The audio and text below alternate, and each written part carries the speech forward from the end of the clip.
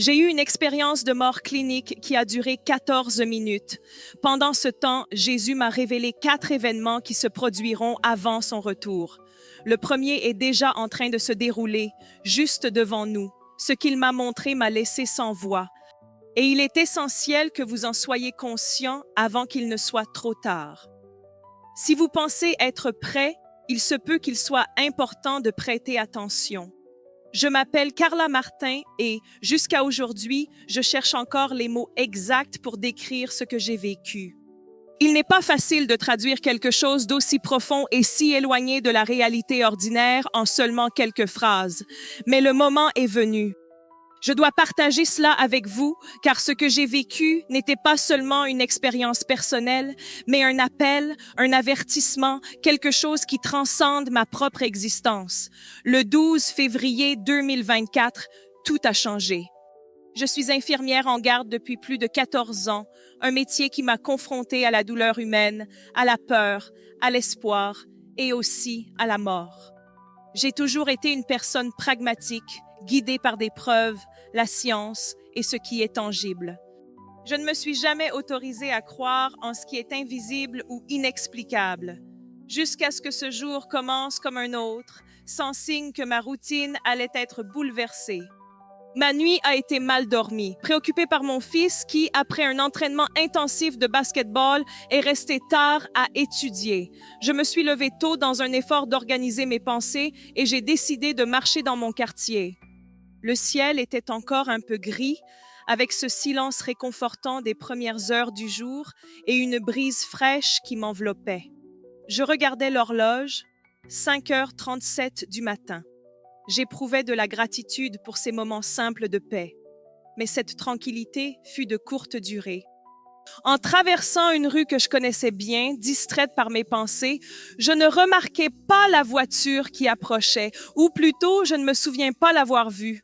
J'ai su plus tard, à travers les témoignages, qu'un conducteur, distrait à Fiddler avec la radio, ne put me voir à temps. L'impact fut dévastateur, mais ce qui est curieux, c'est que je ne me souviens pas du choc, de la douleur ou du bruit du métal percutant mon corps. C'était comme si quelqu'un avait appuyé sur un bouton de coupure. Pendant un bref instant, j'ai pensé que ce serait la fin, mais au lieu de plonger dans l'obscurité, j'ai trouvé une lumière. Ce n'était pas une lumière ordinaire, elle était vibrante, accueillante, une présence, presque comme si la lumière elle-même avait conscience. Elle m'enveloppait, remplissait mon être et me libérait de fardeaux que je ne savais même pas porter. À cet instant, la douleur, la peur et l'inquiétude se sont évaporées. Pour la première fois depuis longtemps, j'ai ressenti que j'appartenais vraiment à quelque chose. Il n'y avait plus de hâte, ni de montre, ni de délai. J'étais chez moi. Alors que j'essayais de comprendre où j'étais, j'ai commencé à percevoir des couleurs autour de moi que je n'avais jamais vues auparavant. Des couleurs qui semblaient avoir du son, de la texture et de l'émotion. L'air vibrait avec une mélodie qui ne provenait pas d'un endroit spécifique, mais de tous les endroits à la fois, une harmonie qui résonnait en moi, comme si chaque cellule de mon corps connaissait cette chanson depuis longtemps. C'est alors que j'ai aperçu quelqu'un s'approcher, un homme. Et même avant de pouvoir distinguer ses traits, je savais déjà qui il était. C'était mon frère, André, qui était décédé il y a 8 ans après une dure lutte contre une maladie rare. Il rayonnait, semblait plus jeune que je ne me le rappelais, avec un sourire éclatant capable de guérir n'importe quelle tristesse. « Carla, dit-il, sa voix résonnant non seulement dans mes oreilles, mais dans mon cœur. N'aie pas peur, il t'attend. » Avant que je ne puisse poser la question de qui il était, il tendit la main dans ma direction. Au moment où j'ai touché sa main, une vague de chaleur indescriptible a parcouru mon corps. Il semblait que, en un instant, toutes les questions que j'avais toujours eues trouvèrent des réponses silencieuses, mais le voyage ne faisait que commencer. En lâchant la main de mon frère, j'ai réalisé que la lumière autour de nous commençait à se transformer, devenant plus intense, se concentrant sur un point devant nous. Peu à peu, une image a commencé à se dessiner et, à mesure qu'elle s'approchait, mon cœur semblait vouloir sortir de ma poitrine, mais pas par peur, plutôt par une révérence indescriptible. Quand j'ai enfin réussi à voir clairement, là, il était Jésus. Cependant, ce n'était pas comme dans les illustrations, les peintures ou les films. C'était quelque chose de bien plus grandiose, de bien plus profond. Il y avait une majesté, une pureté, une force qui ne pouvait tout simplement pas être exprimée par des mots. Ses yeux contenaient tout l'amour, toute la compassion, toute la sagesse de l'univers.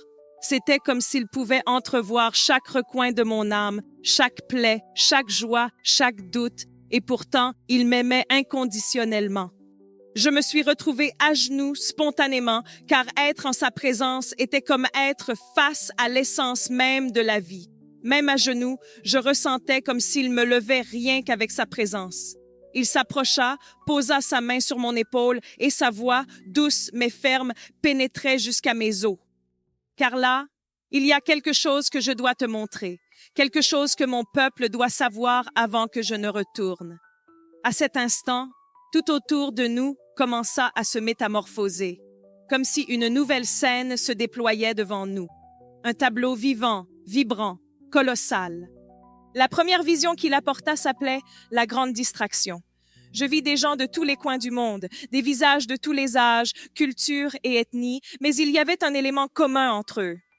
Tous étaient absorbés par des écrans, téléphones, tablettes, télévisions, ordinateurs, des visages baignés d'une lueur artificielle, les yeux fixés, les âmes anesthésiées. J'observais des familles réunies autour de la table, mais sans se regarder. Je vis des amis ensemble, mais chacun plongé dans son propre univers numérique. Même des frères et sœurs dans la foi étaient tellement absorbés par le bruit, les notifications, les nouveautés éphémères, qu'il y avait à peine de place pour l'Éternel.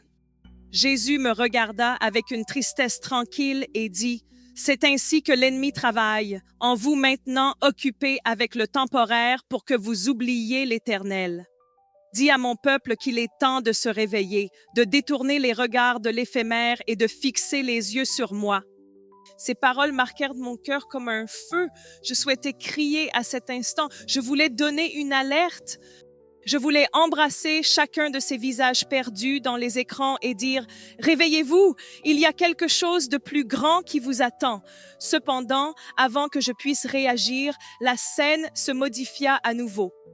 Jésus me dit « Maintenant, Carla, je vais te révéler la grande illusion. Je vis des lumières éblouissantes dans le ciel, une myriade de couleurs et de formes qui pouvaient hypnotiser n'importe qui. Je vis des êtres d'une beauté incomparable apparaître devant l'humanité, prononçant des mots doux de paix, d'union et d'illumination.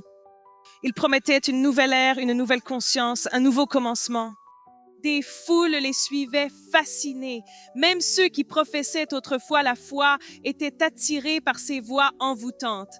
Mais en regardant de plus près, je remarquais quelque chose de troublant. Il y avait du poison mêlé au miel. Les paroles étaient envoûtantes, mais elles cachaient des mensonges, des vérités déformées, des promesses vides.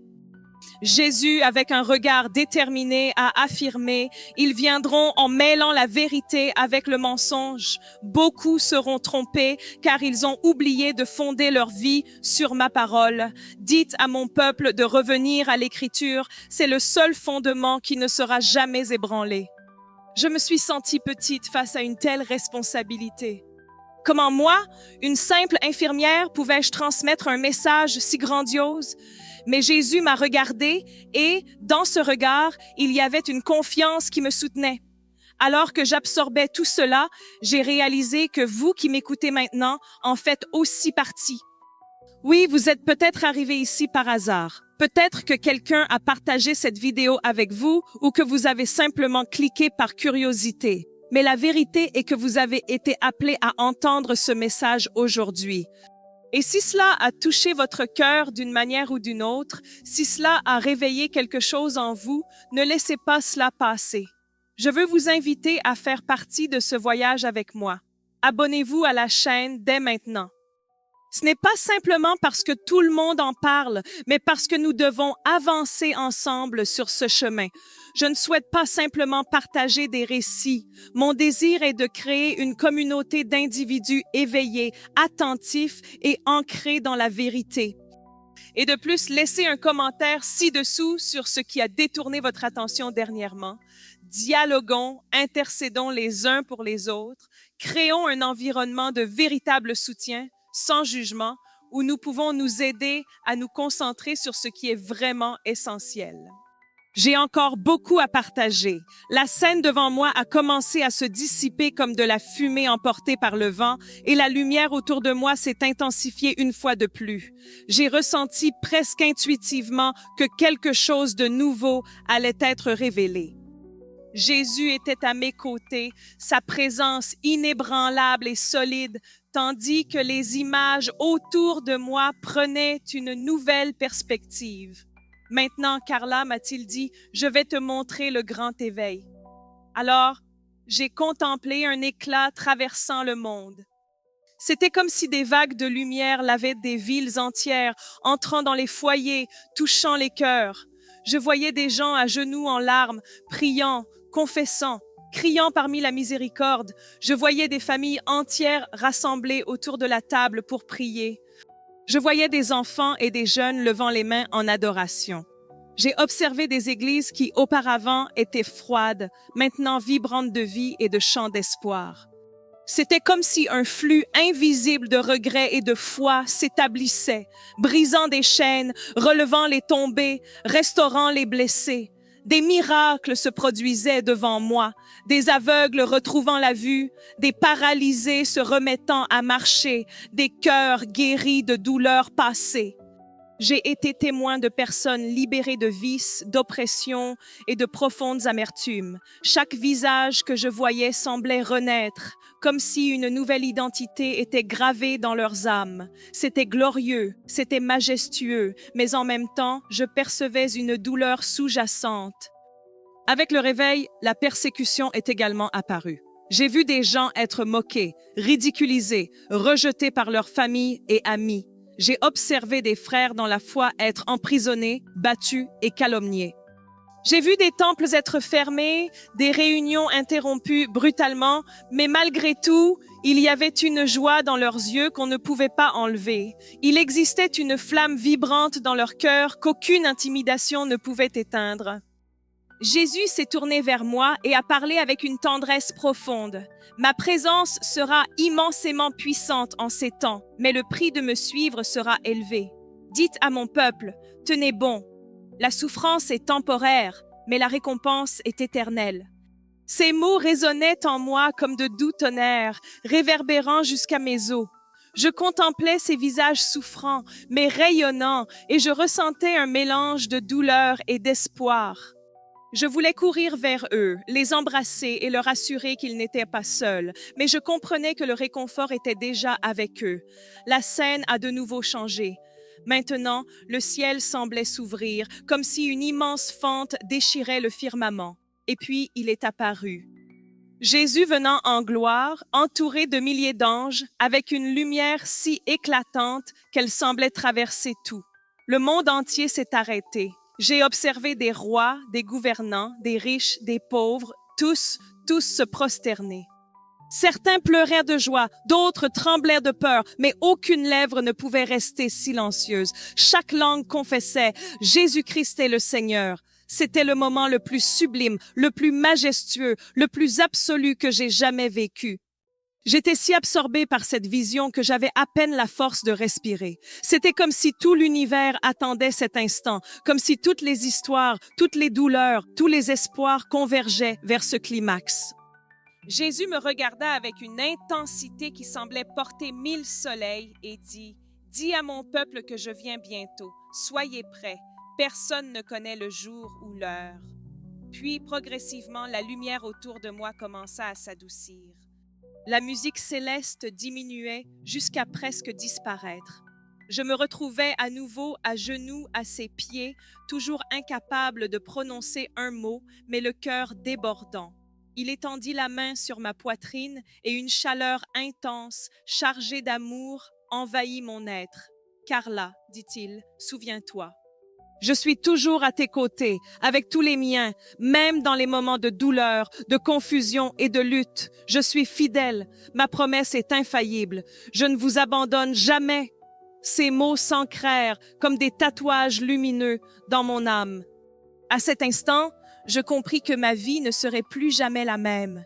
Graduellement, la lumière ardente commença à se retirer, comme si elle était délicatement ramenée au ciel.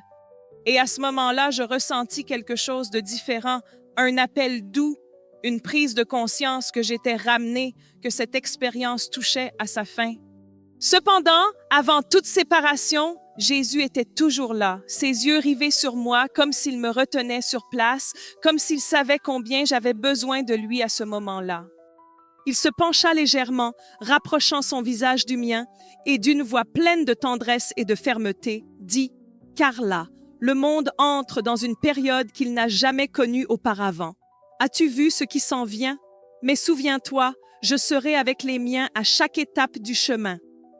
Je suis le roc, le refuge, la forteresse. N'aie pas peur. » Il pressa sa main sur mon cœur et une chaleur indescriptible et profonde m'envahit.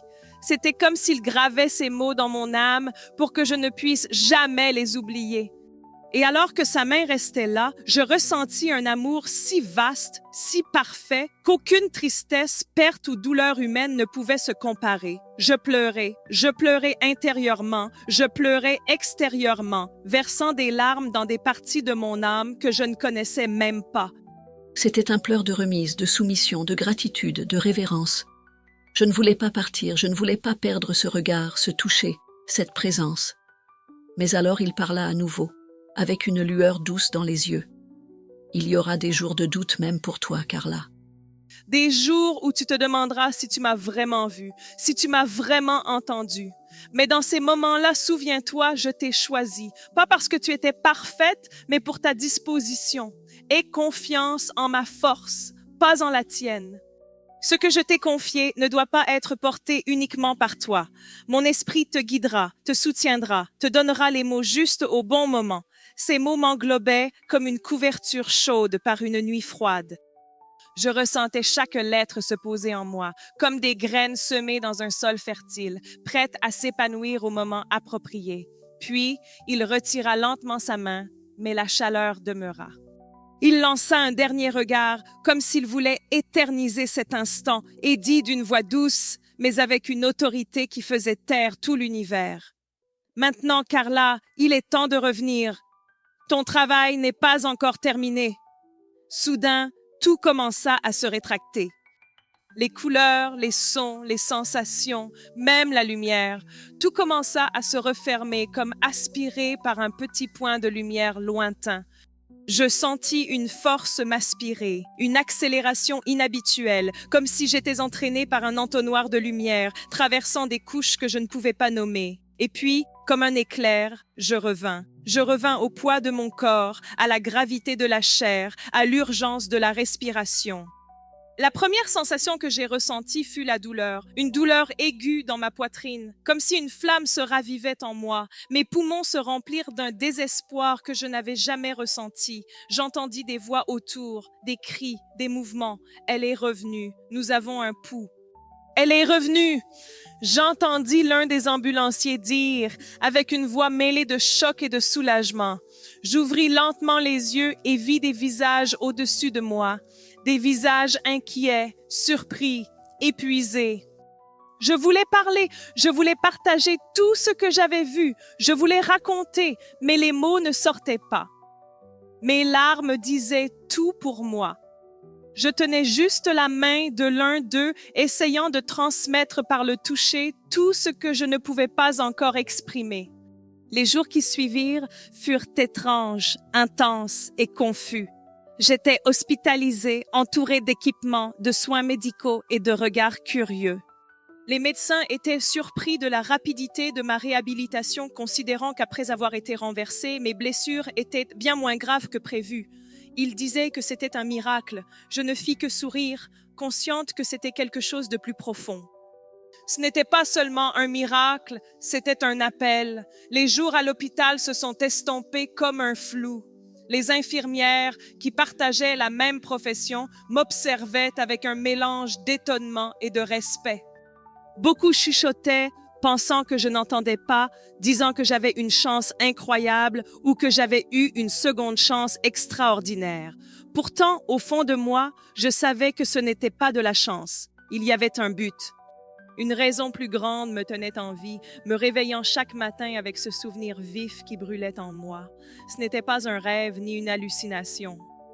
Je l'avais rencontré pendant ma convalescence, assise sur le lit, le dos appuyé contre des coussins, fermant souvent les yeux et revivant chaque détail, la lumière, les sons, le regard de Jésus. Ces paroles résonnaient comme des cloches dans le silence de mon esprit, mais avec ces souvenirs venait un poids, une sensation de responsabilité qui semblait écrasante. Comment expliquer quelque chose comme ça?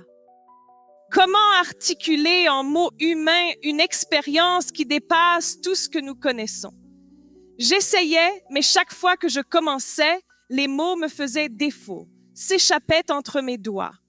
J'avais peur de ne pas être entendue, peur d'être considérée comme folle, peur d'être mal comprise, mais en même temps, je portais en moi une flamme qui ne pouvait s'éteindre. Je savais que je ne pouvais pas garder tout cela pour moi.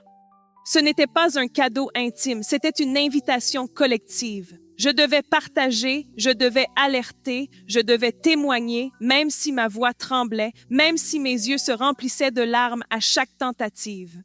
Je me souviens du premier jour où j'ai réussi à me lever du lit et à marcher dans le couloir de l'hôpital. Chaque pas que je faisais était un rappel de la grâce. Chaque respiration représentait une célébration de la vie. En passant devant le miroir de l'infirmerie, j'ai fait une pause. J'ai observé mon reflet et réalisé que je voyais une femme différente. Ce n'étaient pas les contusions encore visibles, ni les cicatrices qui commençaient à apparaître, mais quelque chose de plus profond, quelque chose d'invisible. Il y avait une nouvelle lueur dans mon regard, une certitude calme que j'avais franchi une ligne et que j'étais revenu avec quelque chose qui ne pouvait pas être visualisé, mais qui ne pouvait jamais être nié. Les premiers échanges avec ma famille ont été difficiles. Mes parents ont voyagé depuis une autre ville dès qu'ils ont appris l'accident. Ils étaient soulagés, émus, mais aussi pleins de questions. Ils me regardaient avec tendresse, mais avec ce regard qui mêle soin et appréhension.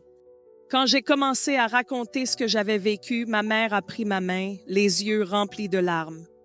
Mon père, toujours sceptique, fronçait les sourcils, cherchant une explication logique, mais à la fin de mon récit, il ne restait qu'un silence plein de quelque chose qui ne pouvait se dire en mots. Les jours qui ont suivi, des amis sont venus me rendre visite. Des collègues de travail ont apporté des fleurs, des cartes et des câlins. Certains écoutaient mon histoire avec des yeux écarquillés. D'autres détournaient le regard, mal à l'aise, essayant de façonner l'inexplicable en quelque chose de familier.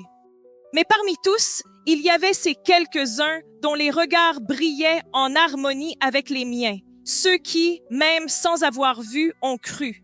Et avec eux, j'ai commencé à réaliser que je n'étais pas seule. Un après-midi, déjà chez moi, assise dans le fauteuil près de la fenêtre, j'ai senti le vent sur mon visage et j'ai fermé les yeux. À cet instant, sans avertissement, la mémoire est revenue en force, comme si j'étais transportée à nouveau dans ce moment sacré. J'ai entendu en moi la voix de Jésus disant « Carla, le temps est limité, le monde a besoin d'entendre. N'aie pas peur, je serai à tes côtés. » J'ai ouvert les yeux et une larme solitaire a glissé sur mon visage. C'était le moment, je le savais, il était temps de partager. Le choix de partager mon histoire au-delà du cercle familial n'a pas été une tâche simple. Souvent, je me suis retrouvée assise devant l'ordinateur, les doigts suspendus au-dessus du clavier, le cœur battant la chamade, mais sans le courage nécessaire pour taper la première lettre. Je pensais à toutes les conséquences possibles, les critiques, les incertitudes, les regards de mépris, et au fond, la plus grande peur était d'être perçue comme une personne délirante, quelqu'un qui cherche simplement de l'attention. Cependant, il y avait une force plus grande que ma peur, une urgence douce, comme une main invisible me poussant en avant. J'ai commencé à écrire de petites notes dans un carnet, essayant d'organiser mes pensées, de revivre les détails et de transcrire chaque scène de la manière la plus fidèle possible. Chaque mot avait un poids particulier. J'avais peur d'oublier quelque chose, de déformer le message involontairement. Mais en même temps, il y avait une voix intérieure qui me disait « Le message ne t'appartient pas, il est à lui, il veillera à ce que l'essentiel demeure. » Avec cette conviction, j'ai entrelacé les souvenirs, un fil après l'autre, jusqu'à ce qu'ils deviennent une tapisserie cohérente. Au cours des premiers jours à la maison, ma routine était assez simple. Je passais de longues heures à observer le ciel par la fenêtre, sentant la chaleur du soleil sur mon visage, écoutant les sons de la rue, comme si chaque détail de la vie quotidienne avait maintenant une nouvelle signification. Les choses triviales avaient pris une lumière silencieuse. Un verre d'eau fraîche, l'arôme du café le matin, le son de la pluie frappant le toit, tout semblait être un cadeau. Mais avec cette nouvelle perception est également venu un poids. Le monde extérieur poursuivait son cours, rapide et distrait, indifférent à ce qui est invisible. Et je savais que je devais trouver un moyen de rompre ce bruit. Un soir, assise sur mon lit, j'ai pris la Bible qui se trouvait sur la table de nuit. Elle y était depuis des années, mais jusqu'alors, j'avoue qu'elle était plus un objet décoratif qu'un livre vivant. Pourtant, ce soir-là, je l'ai ouverte de manière inattendue à un verset qui m'a frappé comme une flèche. Invoque-moi et je te répondrai, et je te révélerai des choses grandes et fermes que tu ne connais pas. J'ai fermé les yeux et murmuré, Seigneur, je ne sais pas comment, mais je suis ici, utilise-moi. C'est à cet instant que quelque chose a commencé à se transformer. Des opportunités ont commencé à apparaître de façon inattendue. D'abord, une amie proche m'a demandé de partager un bref témoignage lors d'une petite réunion de prière. J'ai hésité, presque refusé, mais quelque chose m'a poussé à accepter. Ce soir-là, entourée d'un groupe de personnes simples assises sur des chaises en plastique, j'ai exposé pour la première fois tout ce que j'avais vécu. En parlant, j'ai remarqué des larmes couler, des mains se joindre en prière et des regards pleins d'espoir apparaître. Et j'ai réalisé que le message était vivant. Il n'avait pas besoin d'être parfait, il fallait simplement qu'il soit transmis. Après cela, les invitations ont commencé à arriver. Groupes de jeunes, petites réunions dans des églises, rencontres familiales. Chaque fois que je parlais, je sentais que ce n'était pas seulement moi sur scène. C'était comme si une force supérieure soutenait mes mots, comme si Jésus était là, chuchotant dans chaque phrase et touchant chaque cœur. Avec le temps, la peur avait été remplacée par une paix audacieuse. Je n'étais pas seule, je ne l'avais jamais été. Cependant, avec la joie de partager, sont également apparus des regards sceptiques, des commentaires discrets et des jugements silencieux. Certaines personnes proches ont commencé à s'éloigner, d'autres parlaient dans mon dos, mais curieusement, cela ne me touchait pas comme avant, car au fond, je savais, j'avais vu, j'avais entendu, rien ne pouvait effacer cela. Les visions étaient encore vivantes en moi. Chaque scène que Jésus m'a montrée restait gravée comme si elle était inscrite sur les murs de mon esprit. J'étais consciente que tôt ou tard, je devrais tout partager publiquement d'une manière plus large, mais je savais aussi que je devais attendre le bon moment.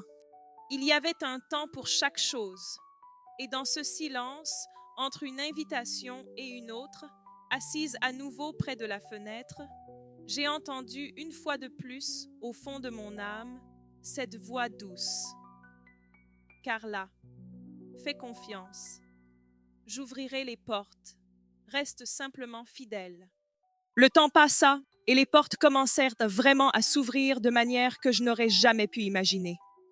Un pasteur d'une plus grande congrégation, ami de l'une des femmes de ce premier groupe de prière, apprit mon parcours et m'invita à partager mon expérience lors du culte dominical. Je confessais qu'en recevant l'invitation, mes mains devinrent moites. Parler devant 20 personnes était une chose. Monter en chair devant des centaines en était une totalement différente. Pourtant, une tranquillité me guidait. Ce n'était pas à propos de moi, ce ne l'a jamais été. C'était à propos de lui, c'était à propos du message. Ce dimanche, je suis entrée dans le temple avec le cœur battant comme un tambour. La louange résonnait intensément, les lumières brillaient dans l'auditorium et une attente planait dans l'air. Lorsque mon tour est arrivé, je pris une grande respiration et me dirigeai vers le microphone. Pendant un bref instant, les mots semblaient m'échapper. Je regardais la congrégation. Je vis des visages anxieux, d'autres sceptiques et quelques-uns simplement curieux. Je fermais les yeux et au fond de mon être répétais « Seigneur, parle par moi ». En ouvrant les yeux, les mots commencèrent à surgir. Je partageais comment tout avait commencé, l'accident, la lumière, la rencontre avec mon frère, la présence de Jésus, les visions. Je parlais de la grande distraction, du grand mensonge, du grand éveil et du grand retour. Je vis des larmes couler, des mains se lever et des gens s'agenouiller. À la fin, un profond silence s'empara de l'Église, comme si personne ne voulait troubler ce moment sacré. Après le culte, des dizaines de personnes s'approchèrent de moi. Certaines m'ont simplement étreinte en silence, d'autres ont partagé leurs luttes, leurs peurs et leurs incertitudes qu'elles cachaient en secret. C'est là que j'ai réalisé. Le message n'était pas seulement un avertissement, c'était aussi un réconfort, une convocation et en même temps une étreinte. Cependant, tout le monde ne l'a pas bien accueilli. Certaines critiques ont commencé à émerger, des commentaires affirmant qu'il s'agissait de sensationnalisme, d'histoires fabriquées, des délires d'une femme marquée par le trauma. Je lisais, j'écoutais et, au début, cela me blessait. Mais peu à peu, j'ai appris à faire confiance à chacune de ces paroles entre les mains de celui qui m'a envoyé, car je savais que tout le monde ne serait pas disposé à écouter, que tout le monde n'accepterait pas, mais je devais transmettre le message malgré tout. Dans les mois suivants, ma routine a alterné entre les obligations quotidiennes et les nouvelles invitations qui ont commencé à apparaître. Je suis retournée travailler à l'hôpital avec une nouvelle perception. Chaque patient semblait porter non seulement ses plaintes physiques, mais aussi des histoires, des douleurs cachées et des cris silencieux. J'ai commencé à regarder les gens dans les yeux avec plus de dévouement, à écouter au-delà des mots et à tendre la main, même quand le protocole suggérait que c'était déjà suffisant. Il semblait que cette expérience m'avait doté d'une nouvelle vision, mais à l'intérieur de moi, une agitation commençait à grandir. J'avais la claire conscience que je n'avais pas encore tout partagé. Je savais que malgré toutes les paroles déjà prononcées, il y avait quelque chose de plus profond qui devait encore trouver un moyen d'être exprimé. Et un matin, assise sur le canapé du salon pendant que toute la maison dormait, est survenue la prise de conscience. Je devais atteindre plus de gens. Pas seulement ceux qui assistaient au culte ou aux réunions, mais tous ceux éparpillés dans le monde qui attendaient quelque chose de plus grand, même sans le savoir. C'est à ce moment-là que j'ai décidé d'enregistrer ma première vidéo. Je ne savais pas par où commencer. Je n'avais pas d'équipement professionnel, juste mon téléphone portable et un cœur rempli de vérités qui ne pouvaient plus être contenues. J'ai allumé la caméra, respiré profondément et dit « Je n'ai pas suivi de script, je n'ai pas répété, j'ai juste laissé les mots s'écouler. » Après avoir terminé, j'ai éteint la caméra avec des mains tremblantes. J'ai passé du temps à regarder la vidéo, sans courage de cliquer sur « Publier ». Pourtant, au fond, j'étais pleinement consciente que c'était le prochain pas. Avec un dernier soupir, j'ai finalisé l'envoi. Et ainsi, le reste a commencé là. Je me suis réveillée le lendemain matin pleine d'un mélange d'anxiété et de calme. J'ai pris mon téléphone sans trop d'attente, m'attendant à voir peut-être quelques vues, 1 ou 2 commentaires d'amis proches. À ma grande surprise, l'écran affichait des chiffres que je n'ai pas pu traiter d'un premier coup d'œil. Des centaines de messages, des milliers de vues, et les partages se propageaient comme une vague silencieuse. Je suis restée assise au bord du lit, regardant l'écran comme on observe l'horizon, essayant de comprendre ce qui se passait. Le message atteignait son but, le message se répandait. J'ai commencé à lire les commentaires, un par un. Des gens de localités que je n'avais jamais entendus, écrivant avec différents accents, racontant qu'ils se sentaient touchés, qu'ils avaient pleuré, qu'ils avaient vécu quelque chose d'inexplicable en écoutant. Certains mentionnaient s'être éloignés de la foi et, en entendant mon récit, avaient ressenti un intense désir de revenir. D'autres confiaient avoir envisagé d'abandonner leur vie, mais quelque chose dans mon histoire avait ravivé une étincelle d'espoir. J'ai trouvé des messages de mères inquiètes, de jeunes agités, de personnes âgées pleines de gratitude. Entre les larmes, j'ai réalisé qu'il ne s'agissait pas de la portée de la vidéo, mais de l'impact sur le cœur des gens. Cependant, avec les mots de soutien sont également apparus les critiques, des commentaires acerbes, des moqueries et des expressions hostiles. Certains m'appelaient menteuse, opportuniste, déséquilibrée. Il y avait ceux qui suggéraient que tout cela n'était qu'une farce, que j'utilisais la foi pour gagner en notoriété. J'ai lu chacun de ces messages et je dois avouer que certains m'ont blessé. Non pas parce que je doutais de mon expérience, mais parce qu'une partie de moi souhaitait que tout le monde puisse voir ce que j'avais vu, sentir ce que j'avais ressenti. C'était comme essayer de partager un morceau de ciel et réaliser que tout le monde n'était pas prêt à regarder vers le haut. Mais en moi, il y avait une paix inébranlable qui soutenait mon cœur, car je savais que j'avais été là, j'avais entendu la voix, j'avais contemplé ses yeux. Rien, absolument rien, ne pourrait effacer cette vérité. Chaque critique, chaque ironie était comme une petite vague frappant une roche et la roche demeurait inébranlable. Au fil des jours, de nouvelles invitations ont commencé à apparaître. Des églises plus grandes, des événements, des programmes de radio, même des demandes pour participer à des rencontres interconfessionnelles. Cependant, je savais que je devais faire preuve de discernement. Toutes les invitations n'avaient pas la même intention et tous les micros ne représentaient pas un terrain propice. Et à chaque pas, je priais Dieu. Seigneur, guide-moi, montre-moi le chemin que je dois suivre, protège-moi des endroits où je ne devrais pas être. Retourner à l'hôpital a également été un défi. Mes collègues me regardaient différemment, certains avec un respect silencieux, d'autres avec une méfiance cachée. Il y avait ceux qui évitaient des conversations plus profondes avec moi, comme si j'étais devenue trop étrange. Mais dans les regards de certains patients, je percevais quelque chose d'inattendu. Certains demandaient la prière, d'autres tenaient ma main fermement, même sans dire un mot, mais leurs yeux racontaient des histoires entières. Je comprenais qu'après tout ce que j'avais vécu, j'avais appris qu'il y a des douleurs qui ne se guérissent pas avec des médicaments. Il existe des blessures que seul le ciel peut toucher. Les visions que Jésus m'avait révélées restaient vives dans mon esprit. Chaque scène se répétait en détail dès que je fermais les yeux. Je savais qu'il y avait encore plus à dire, plus à partager, et je sentais que le temps ne s'arrêtait pas, non pas par peur, mais comme une urgente convocation divine, comme si l'horloge du monde marquait les derniers instants d'un grand plan. Je ne savais pas le jour, je ne savais pas l'heure, mais j'en avais conscience. Il viendra, et il viendra bientôt. Pendant les nuits silencieuses, allongée dans mon lit, regardant le plafond, je priais. Et chaque prière était une respiration de gratitude et un cri pour obtenir une direction. Seigneur, que chaque mot que je prononce ne soit jamais le mien, que chaque pas soit le tien, que chaque message atteigne ceux qui doivent être touchés. Et dans le silence, j'ai perçu la même réponse que d'habitude, pas en mots audibles, mais comme un écho profond dans mon esprit. Je suis avec toi.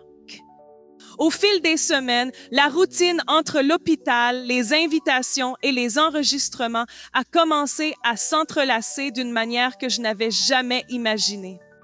Pendant la journée, j'étais l'infirmière Carla, courant d'un lit à l'autre, soignant des blessures, surveillant des signes vitaux et affrontant des diagnostics impitoyables. La nuit, j'étais la Carla qui s'asseyait devant la caméra ou devant une feuille blanche, essayant d'exprimer en mots un fragment de l'Éternel. Et aussi contradictoire que cela puisse paraître, ces deux réalités ne rivalisaient pas. Elles se complétaient, car d'une manière mystérieuse, je sentais que chaque acte à l'hôpital, chaque geste, chaque mot avait maintenant un poids plus important, un but qui allait au-delà des protocoles et des horaires. Un jour en particulier, c'est gravé dans ma mémoire. Je prenais soin d'un patient dans un état critique, un vieil homme nommé Vincent. Il avait fait un accident vasculaire cérébral et sa récupération était incertaine.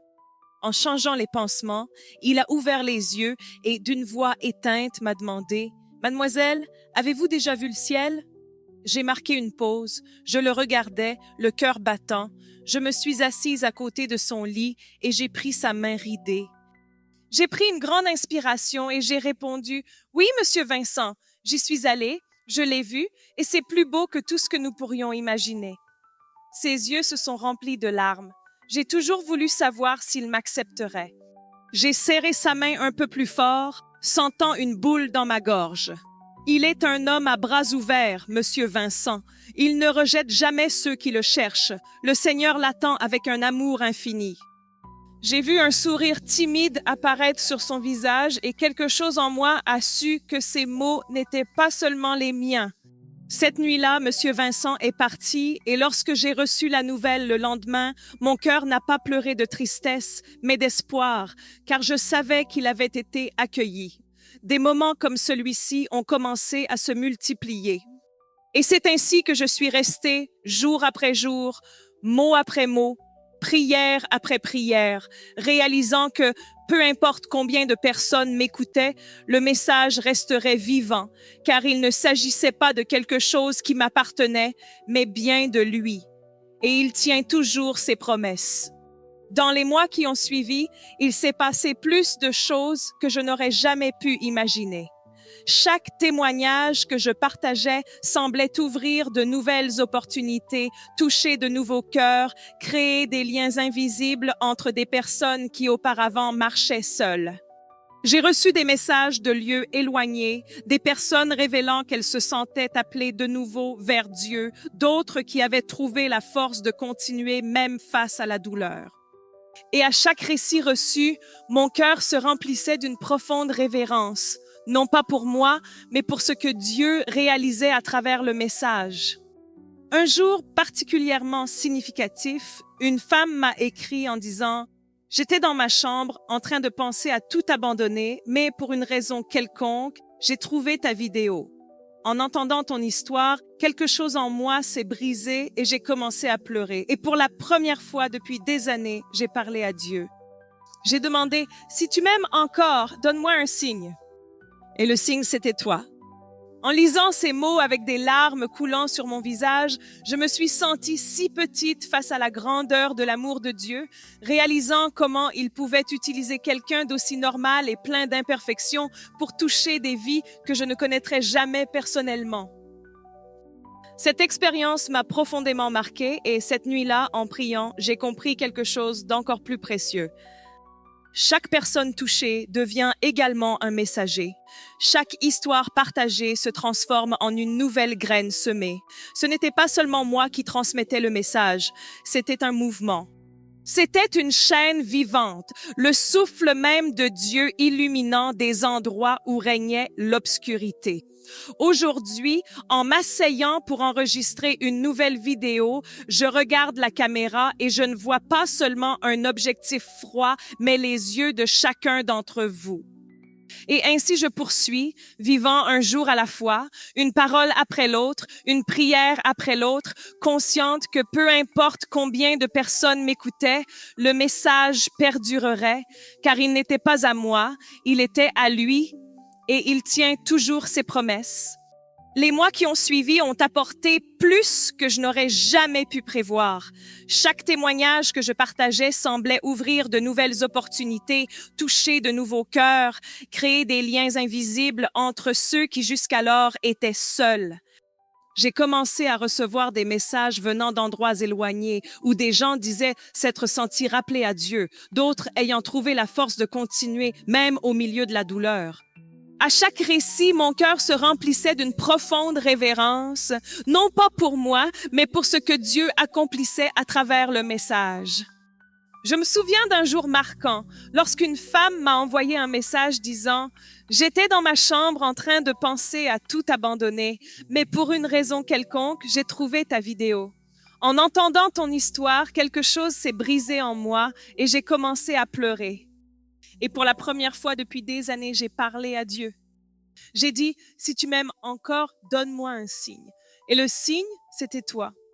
En lisant ces mots, des larmes coulaient sur mon visage. Je me sentais si petite face à l'immensité de l'amour de Dieu. Comment pouvait-il utiliser quelqu'un d'aussi ordinaire, si pleine d'imperfections, pour impacter des vies que je n'aurais jamais la chance de rencontrer personnellement?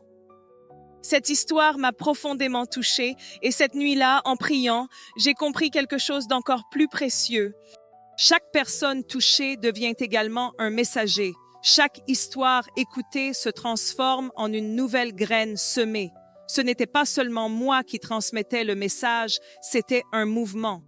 C'était une chaîne vivante, c'était le souffle de Dieu illuminant là où il y avait de l'obscurité. Aujourd'hui, alors que je m'assois pour enregistrer une autre vidéo, je regarde la caméra et je réalise que ce n'est pas seulement une lentille froide, mais les regards de chacun d'entre vous. Je vois de vraies personnes avec des histoires authentiques, pleines de douleur, de joie, d'interrogation, de peur et d'espoir. Je perçois une famille en train de se former, même sans que nous nous soyons jamais rencontrés physiquement. C'est pourquoi, avant de conclure, je veux ouvrir mon cœur pour vous. Je dois dire, avec toute la sincérité qui m'habite, que vous êtes important. Votre parcours est significatif. Votre chemin compte. Vous n'êtes pas seul. Vous ne l'avez jamais été. Si ce message a touché votre cœur, si quelque chose s'est éveillé en vous, je veux faire une invitation. Pas seulement pour que vous vous inscriviez à la chaîne, mais pour vous joindre à ce voyage avec moi.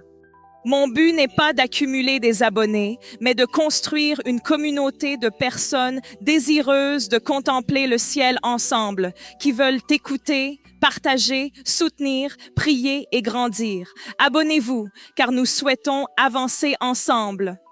Dans chaque vidéo, je ne veux pas seulement parler, mais aussi vous écouter. Et plus que cela, partagez dans les commentaires votre histoire. Qu'avez-vous déjà vécu? Quand avez-vous ressenti le plus intensément la présence de Dieu? Et si vous êtes encore en recherche, quelle est votre plus grande question ou préoccupation? Parlons-en. Créons un espace où les histoires s'entrelacent, où la douleur trouve du réconfort, où l'espoir germe. Si ce message a résonné en vous, partagez-le avec quelqu'un qui a besoin d'entendre. Vous ne savez jamais à quel point un mot, une histoire, un simple geste, comme un clic, peut être impactant. Comment Dieu peut utiliser cela pour toucher un cœur. D'où que vous me regardiez maintenant, recevez mon étreinte la plus chaleureuse. Que la paix de Dieu, la paix qui transcende toute compréhension, vous enveloppe aujourd'hui et toujours. Et n'oubliez pas, il est à vos côtés. Il ne vous a jamais abandonné. Il a encore de beaux plans pour votre vie. Je suis Carla et c'était l'histoire qui a tout transformé pour moi. Et la vôtre, quelle est-elle?